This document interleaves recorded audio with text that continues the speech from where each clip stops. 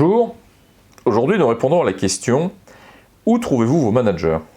Alors, depuis plus de 15 ans, Actis a mené suffisamment de missions pour s'être constitué à un vivier de managers que l'on connaît bien, qui a déjà travaillé avec nous et des managers qui connaissent nos méthodes et nos façons d'intervenir. Et quand nous avons besoin de chercher un profil que nous ne trouvons pas dans ce vivier, dans ce cercle 1, à ce moment-là, nous avons une base de données d'à peu près 3000 profils qui sont des gens qui nous ont écrit, qui nous ont envoyé leur CV et que nous gérons en base de données, RGPD compatible évidemment. Et là, nous trouvons en général le ou les profils qui correspondent aux missions qui nous sont confiées.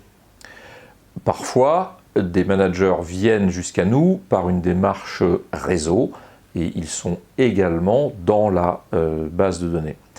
Et puis nous sommes en contact permanent avec des associations de managers de transition. Nous sommes en contact en particulier avec les anciens de la formation IFMT, Institut de formation au management de transition, qui regroupe à peu près une centaine de managers de transition qui ont suivi la formation dispensée par l'IFMT et France Transition. Parce que c'est là tout l'enjeu de notre métier. On ne fait pas que chercher des CV et que des compétences techniques, on cherche d'abord des gens qui sont des managers de transition, avant d'être des managers. Et le manager de transition a toute une série de caractéristiques qui font de lui ou d'elle un individu particulier.